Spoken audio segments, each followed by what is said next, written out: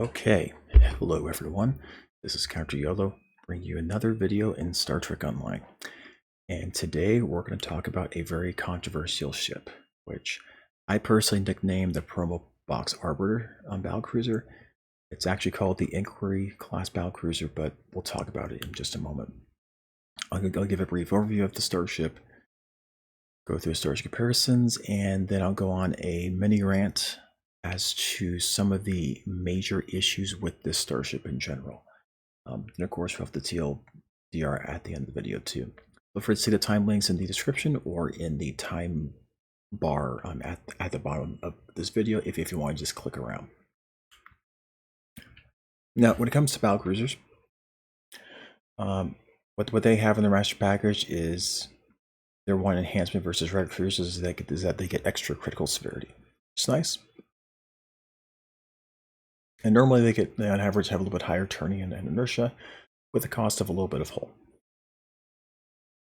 Versus many other types of cruisers, their weaknesses is that they don't have hangar bays and they don't have a command track fire, so it's a little bit harder to tank with them, generally speaking. And no hangar bays means you don't get some extra passive DPS alongside whatever your build happens to be. With this particular starship, it's got a little bit of a higher hull than what you would kind of expect. A little bit lower than some of the other promo pack starships, as I'll show in just a moment. It is a 5.3 battlecruiser, which at this point in STO, that's what we're expecting. If it's a battlecruiser, it should be a 5.3 starship with 5 weapons in the front and 3 in the rear.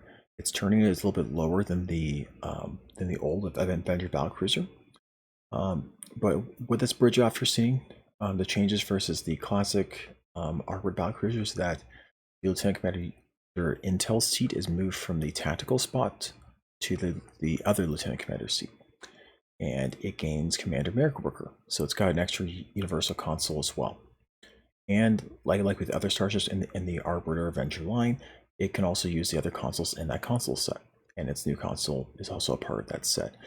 It also is why this new console from this ship is going to have issues whenever Cryptic tries to figure out how they're going to let KDF and KDF allied captains access this console. In my opinion, the console is the one big redeeming part of the starship itself, and historically, with the way they did it in the C-Store with the other parts of the KDF and ROM equivalents of the console set, they actually just gave them consoles that had the same name, but were functionally parts of different sets, and so there's some serious issues that they would have to overcome in terms of that. Now, in terms of the Starship Comparisons themselves, here's the first slide just showing it versus the classic Avenger or Arbiter battlecruiser. In the lore, the Avenger came first, and then the Arbiter was an upgrade later. The Avenger was used primarily during most of the Klingon War, and the Arbiter was most famously used during the Iconian War. And then its successor, the Gazarin, has been used during later conflicts. As you can see here, it's more blatant in terms of its changes in the bridge officer seating. It has slightly worse turning versus the Avenger, but it's got a little bit better hull and shields. But otherwise, its seating is just about the same, and the intel specialization has moved over to the universal spot, and the ensign seat is made into a universal for our new starship.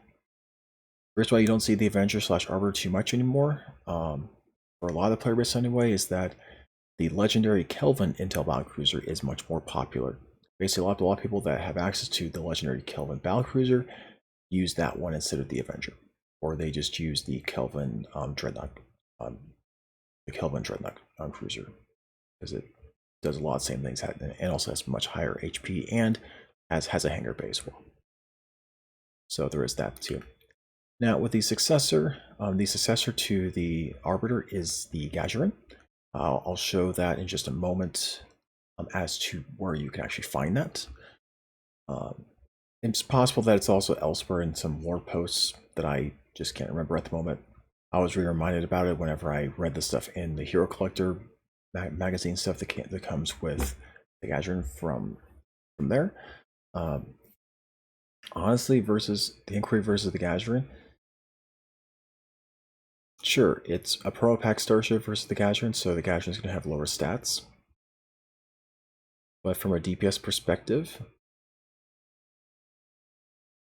I'd almost veer towards the Gadron, honestly, because it's an Ensign Science versus Lieutenant Sci. So most DPS captains would prefer it to just be Ensign Science. Be able to still have the mirror worker stuff, but not have to really worry too much about real science powers. They can just worry about the engineering and tactical entirely. Then it's up to you as to with how many mirror worker abilities that you're going to be using, as to whether you want that Lieutenant Commander seat to be engineering or tactical. From the perspective there on the Gadron for what you want to build it for. In many ways as well, the Khitomer Alliance battlecruiser is a successor as well, because it is the current Alliance flagship, and it was released relatively recently in the STO timeline. So, yeah, I consider it, at least in the universe, it should be a successor as well, because it uses a lot of Klingon and Federation aesthetics to make what it is. As for other Mirror Worker starships, especially in promo packs, a lot of people saw this ship even before the Satch list, and they're like, isn't this just a weaker version of the Valor Juggernaut? And I'd say, yeah, I would agree with you on that one. Now, sure, it's Bridge After Seeing is slightly less flexible because it's only got one seat that's not forced on you, but it's another Commander Mirror Worker, Lieutenant Commander Intel from promo packs. This new Inquiry Battlecruiser is also from promo packs. The Juggernaut, it's got higher stats. It's got an extra tactical console. And so, in many ways, the Valor Juggernaut should be the one that you should be choosing, frankly. Like, from a meta standpoint, I'd veer towards the Valor ship. I mean, there's probably something I'm missing. I'm sure DPS captains can probably tell you some advantages that the Inquiry Battlecruiser has over the Juggernaut. I'm just a silly tank captain, so I'm always seeing things from a tanky perspective. And I would say, even from a tank perspective, I'd prefer the Valor Juggernaut to the Inquiry. From the way a lot of the meta is working right now, that's what I would veer towards using, at least for the promo pack price anyway. The Ferengi Marauder is a Commander Mirror Worker and Lieutenant Commander Mirror Worker. Most of the other Commander Mirror Worker starships are Lieutenant Mirror Worker if it has a second Mirror Worker seat. The Quark Marauder has a Lieutenant Commander Mirror Worker alongside their Commander Mirror Worker, so it does have those advantages there, and it's also a lockbox ship versus promo pack, so it would be a little bit cheaper to get on the exchange too. Of course, I mean, there's also the legendary ships, which, I mean, if you're going to be broadsiding, especially if you want a broadside tank, I veer towards these ones a little bit more personally. That's just me. These ships are fantastic. Also, I mean, they have some of those classic aesthetics that a lot of players really like. And they're hero ships, so they're really nice, and they're a counter lock because they're from the legendary bundle. Now, of course, if you want to go a bit more cheaper, for ships that are about as effective as these ones, the classic original Miracle Worker cruisers from the Miracle Worker bundle, the very first one, are still solid ships. And even from a base stat standpoint, the tactical Miracle Worker cruisers have higher stats than this new Miracle Worker battlecruiser still. And its seating is very reminiscent. It's got Lieutenant Miracle Worker instead of Lieutenant Commander Universal Intel, and it's Ensign Engineering instead of Ensign Universal. So, some smidge differences. Consoles basically the same, and it's 4-4 instead of 5-3. If you want a broadside, the classic Miracle Worker cruisers are fine. If you want to use dual cannons, you can use the Miracle Worker Warbirds. And sure, it's a 4-4 layout instead of 5-3, but you still are going to have a high hull HP. And these Miracle Worker Warbirds were the highest HP Warbirds in the game. until the most recent support Warbird carrier support carrier came out, that its fleet version has a smidgen higher hull HP than the ship. This is still a very, very high HP Warbird considering everything. If you want a super, super sturdy Warbird, this is a fantastic option. Then, of course, for more ships from promo packs, if you really want a tank and lucked into a promo starship or promo box, I'd personally pick a flight deck carrier from there. The Mercury flight deck carriers are awesome. I happen to have a D7 flight deck carrier. I'm actually using the Kelvin version because its British opportunity is more fun. Because I, at this point, just like to have fun and instead of trying to go after DPS records or tank super long in some of the other queues anymore. I just like to have fun, so I like the Kelvin D7 a bit more. Also, its unique bridge doesn't hurt either. But yeah. Let's get into some more of the downsides of this ship, and we'll start off with the trait. Now, the trait is called Weapons Hot, Deflectors to Full. It's something that acting Captain Riker said in the what is it?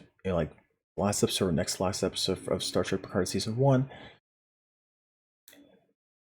The concept of this trait, as it was described on the stream, is that it's supposed to be a slightly weaker version of emergency weapon cycle that uses emergency power to shields instead of emergency power to weapons.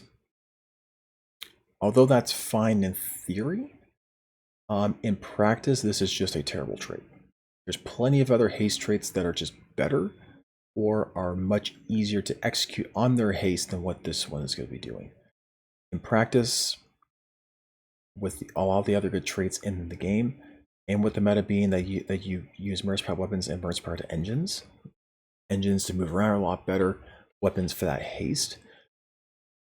Functionally, if this thing is going to compete in the way that I personally conceive of this trait, if this was going to be in the meta at all, it would be for tanks, and it would be as a replacement for emergency weapon cycle. It's not strong enough for that, frankly. You need 150 shield power to even come close to being effective. And with direct energy weapon builds, you need weapon power to be your primary. And so if it was weapon power primary and shield secondary, maybe for most captains you'd be hovering a little bit over 100 shield power, so maybe 10% weapon haste is what you'd probably be expecting off of this trait. And that's really bad considering a lot of the other haste traits that I initially thought of when I was making this video. There's overpowered overgunned, which is a 12.5% haste, which as long as you have 25% crit chance or higher on your build, and alternate between cannon, scatter volley, and beam overload every like 8 to 9 seconds, you're totally fine. You'll have it up 100% of the time for that haste. There's Calm Before the Storm. It's a trait I highly recommend for those of you that are just going to get one ship from the C-Store, because it's useful on all builds. It's not super ideal because you can't control the haste and bridge after cooldowns, but it's a decent trait that you can slot into your starship traits, and you don't have to modify your builds at all. You just slot it and it'll do its thing. It's kind of the same thing as History Will Remember, except History Will Remember very skews more towards tanks than anyone else. Calm Before the Storm legitimately just helps everyone, so it's a really nice trait. Of course, for your science energy-based builds, Pilfer Power and Terror Machinations are both extremely strong haste traits.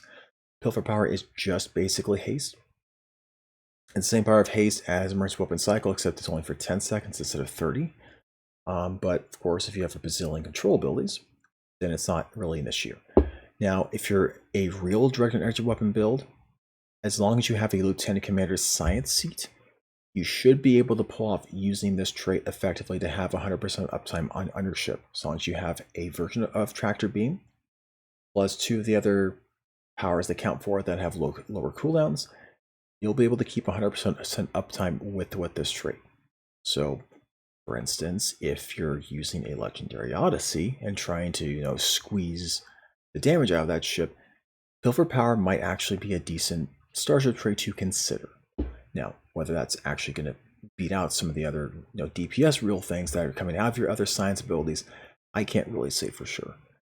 Pilfer Power has a very limited amount of controlled powers that actually work for it, versus like Turn Machinations, which legitimately any control power will trigger its haste. Turn Machinations is a bit more popular for Psi Energy builds because it's a Federation account unlock trait if you get the Legendary Bundle, because it's from the Legendary Crossfield or the Promo Crossfield from promo packs. I don't think it's worth it to buy the Promo Crossfield personally, but it is what it is. Pilfer Power is from it's a prize pack starship trade, so it's a lot cheaper than having to buy a whole starship. Terra Machinations, Calm for a Storm, Overpowered Overgun, Emergency Weapon Cycle, or either from the C store or from the Legendary Bundle, which basically means whenever you buy them, well, now they're basically functionally account unlocked, or at least Federation side account unlocked, which, since this is a Federation starship anyway that we're talking about in this video, it's functionally account unlocked for what we're talking about versus a single character unlock. Now, for this particular trait, because I ranted a little bit, how I would change this trait is two options. Here's two options. Either give it a flat 20% weapon haste and have it not based upon shield power, or you make it scale up to 30% weapon haste at 150 shield power, so that when a lot of tanks that I've talked to are at 100 shield power, they'll be able to be at that 20% weapon haste. Again, I feel that the only reason why this trait would even be considered would be if a tank was using this trait instead of emergency weapon cycle. And I feel that that haste needs to be there. Now, yes, even if it was the exact same haste, it would still be weaker than emergency weapon cycle because it would not have the weapon power cost reduction. Both those things combined is why emergency weapon cycle is so strong. And so yeah, you would have to adjust your build a little bit as a tank to account for not having the weapon power cost reduction that you might be used to. But if that was given to basically have 20% weapon haste from the trait, I think it would be fine, because you would be getting a lot of shield resistance instead of just extra damage with emergency powered weapons. That's just my personal rant on it. Also, a trait would also be fantastic for builds that don't have power concerns, like Miracle Exceed Ready Limits builds or Reserve 2 Weapons builds. Not having that weapon power cost in there doesn't really matter for those types of builds. So I think the reason why they personally veer towards a bit lower weapon haste is because they don't want it to become so powerful that DPS captains feel like that they have to buy this ship for that trait. I personally feel without the power cost reduction on the trait, it's already never going to be chased by DPS captains. It's only going to be tank captains that care about the trait. The way it stands right now, I would never buy the ship for the trait. If they buffed it in another way that I described, it's actually a decent consideration. When it comes to the console, as I said before, is the one redeeming quality of this ship. The passive gives extra phaser damage and turn rate. We don't care about that. The big thing we care about is the active, which, sure, there's a cone blast in front of our ship. That also doesn't really matter for us, because the big thing is the 20-second duration thing after we activate, which gives us a substantial heal to our forward shield arc whenever we're getting incoming damage. When you compare it to the description of Reverse Shield Polarity 3, which gives you an almost the exact same amount of healing on a shield face whenever you're taking damage, this is functionally a forward shield facing version of Reverse Shield Polarity 3 in the version of a console. This means if you happen to be a niche player that uses cannon scatter volley and tank with cannon scatter volley based builds, this is a very, very strong console. Now, there are different types of enemies in the game that just bypass shields altogether, or drain shields so much that the moment that you don't have a Reverse Shield Polarity that you might die if you're relying upon shields alone. but virtually any tank build that I've ever found on the internet uses reverse shield polarity in some fashion in their build. It's just the way it is. Now, there are some people that do extreme hull tanking and they have some ridiculously high hull regeneration. They exist, but for the most part, people use at least reverse shield polarity to survive a little bit easier inside of combat. More often than not, whenever most of the other clickies are kind of down and they're about to die, and they use it as their last-ditch effort "oh no" button. Now, true, whenever you look at the Avengers set, the 2-piece bonus gives you extra weapon damage and flight turn rate. The new 3-piece bonus, if you have all 3 of these consoles, gives you extra HP and flight speed. It is what it is. I don't think the consoles are worth it for those set bonuses, frankly. But that's just me, especially considering this is a promo pack starship compared to C-Store starships. And again, from the meta, from the ship itself, the problems that I see with this ship, there's just better promo ships available. There's the American Worker Juggernaut if you're going to do direct energy weapon-based DPS. The American Worker Flight Deck Carriers from promo packs as well. If you're going to tank, I consider those better. The stats are about the same, but you also get 2 hangar bays.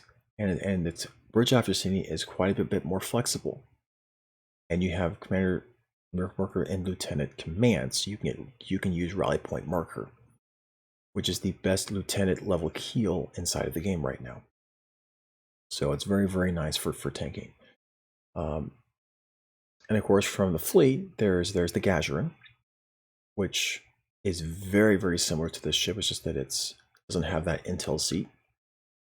And of course, the account starships like the Legendary Sovereign, Legendary Connie, or the Merc Worker tactical Merc Worker cruisers, which is just a straight C-Store purchase of 3,000 Zen, and it doesn't need a fleet version.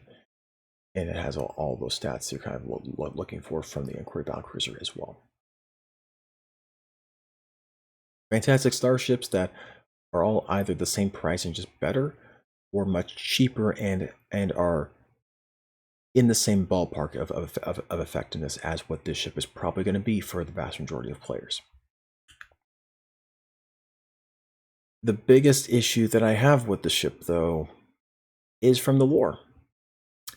So I'm going to read from you all a tiny little portion from page 8 of the USS Gazarin magazine from Hero Collector, which was made in collaboration with Star Trek Online.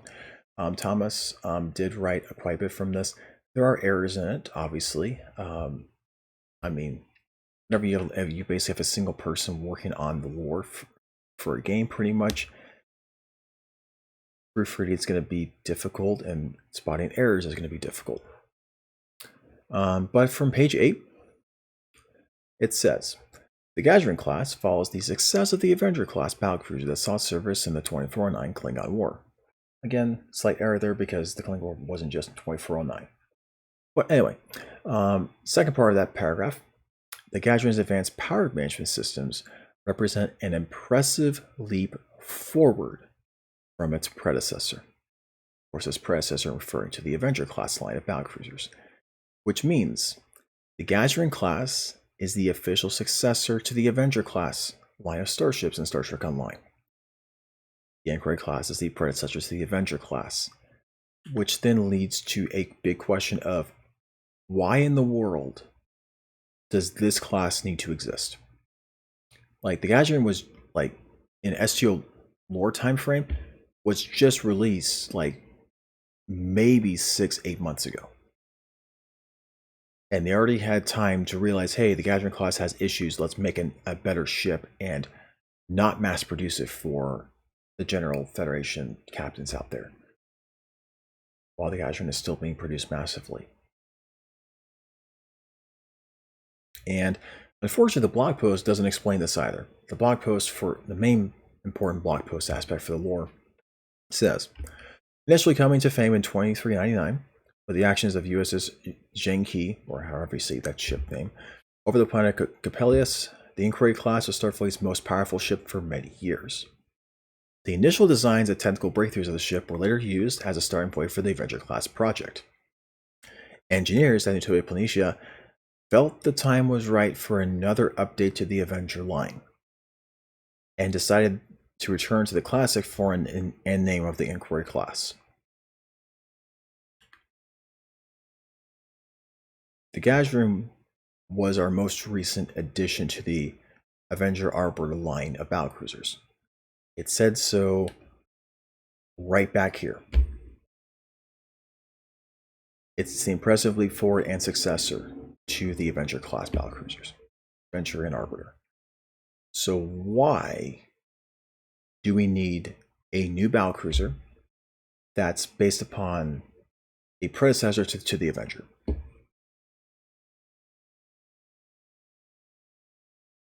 Now, sure, maybe there's some lore stuff that I haven't read or haven't read recently to remember why there might be issues with the Gazrim class. There could be stuff I'm just not reading or not realizing. But from what I can tell, the ship's fine. And yet the engineers thought they needed to do a predecessor. I have issues with this because it almost feels like, to me, that Cryptic Studios is just giving us BS to give another starship, and they're actually not putting any effort whatsoever into the descriptions of their new starships. I am trying my best to give them the benefit of the doubt, but it's, in my mind, it's really hard to see it here.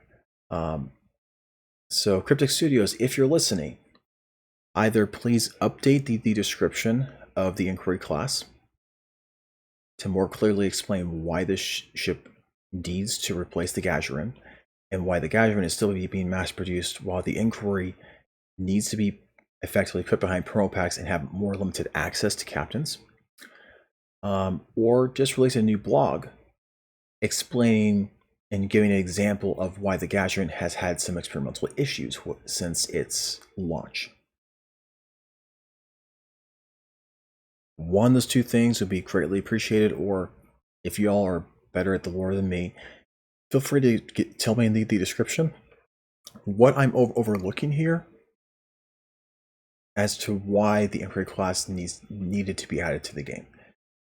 Because from what I can tell, unfortunately, this just feels like a cash grab from Star Trek Picard, instead of legitimately trying to push forward the lore of this game into this important line of battlecruisers.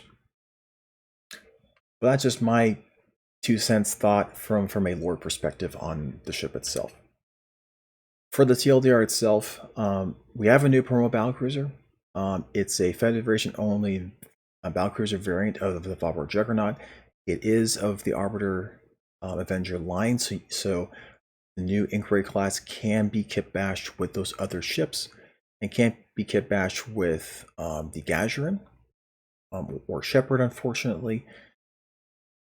Not sure why Cryptic didn't think to kit bash with those things when it was clearly established that that's part of the successors of that original line. But it is what it is. A lot of people are really annoyed about this ship because it's a Federation-only battlecruiser without a KDF variant during what is supposed to be the Year of Klingon, where the emphasis of the game should be on the Klingons and not on Federation-only stuff in the game. When a lot of us heard this, when I heard Year of Klingon, my thought was, great, we're going to be getting fully just cross-faction stuff, or stuff that's KDF only during whatever 12 months the Cryptic decides to be the Year of Klingon. And it's very clear that's not how it's going to be going forward, which is really sad. I'm really mad about the lore aspects of the ship, but it is what it is. As for the effectiveness of the ship, again, if you're going for DPS, since this is a promo ship, the Valor Juggernaut is just going to be better. If you're going to be a tank, the Miracle Worker flight deck carriers from promo packs for the same price are just better. There's also many of the other Miracle Worker starships available in the game are very close in effectiveness as well to this ship. So when it comes to the trading console, the trait, what it does is whenever you use Burn Inspired shields, for 30 seconds you get an additional 1.5% haste per 15 shield power that you have, maxed out at 15% haste for that 30 seconds if you have 150 shield power. You also get some weak temporary shields during that time as well, which is very inconsequential. We really just care about the haste. There are many other better haste traits in the game that are less detrimental to the builds that players have for directed energy weapon builds. And the only use I would really see for this trait would be for tanks to potentially replace emergency weapon cycle with the new trait from this ship, because it's way too weak to do that. I think this is going to be a completely garbage trait that no one uses. But that's just my 2 cents there. The console is the one saving grace for this ship, though. It has a little bit of spike damage. It's got a little bit of passive phaser damage. Whoop-de-doo. The big thing is that it's got 20 seconds of basically reverse shield polarity 3 for your starship. It only works for the forward shield facing instead of for all 4 shield facings, which means only basically cannon, scatter, volley based tanks for direction energy weapon builds. All the only ones that are going to seriously find value from this console. Depending upon how you want to build your starship, you might want to use this. You might not. If you're someone who is a tank who's more of a turtle based tank who basically uses all their consoles for clicky survival consoles, this console is probably one you should be using. If you're not one of those types of players, especially not one of those types of players and don't use cannon, scatter, volley builds, you can ignore that console. You can ignore the trait,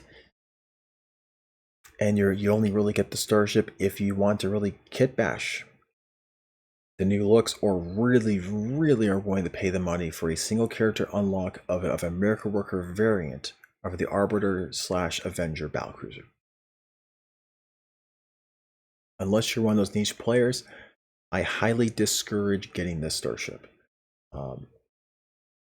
And of course, you can go back in the video to, again, hear my personal rants from the STO lore perspective as to why I very much dislike this ship with the way that it has been presented to us thus far in the game. But anyway, those were my couple of cents for this video. Feel free to like and subscribe if you like this type of content. I am working on some other stuff. Thankfully, things are starting to get a little bit more regimented in terms of stuff going on with dealing with a lot of the COVID data at work. So hopefully I should be able to start making those other videos that I've been promising for a while. So those should start to come out within the next couple of weeks. My honor video is going to be turning effectively into an honor video series, unfortunately. It's going to be way longer than 2 hours in total, so it's going to be a series of videos coming out. And it's going to extend into more than just Star Trek Online. It's going to extend into into Klingon Academy, and several of the other Star Trek video games as well, in terms of examples, in terms of how honor has been presented in the past in Star Trek video games, and then we'll show in with Ja'ula and Kimtar in terms of how they've been showing honor in Star Trek Online. And then I'll probably end it with how I feel that Captain Corrin is probably going to be concluding the year of Klingon and dealing with Jim Polk and stuff that he's been doing. But anyway, thank you all for watching, and enjoy the rest of your day.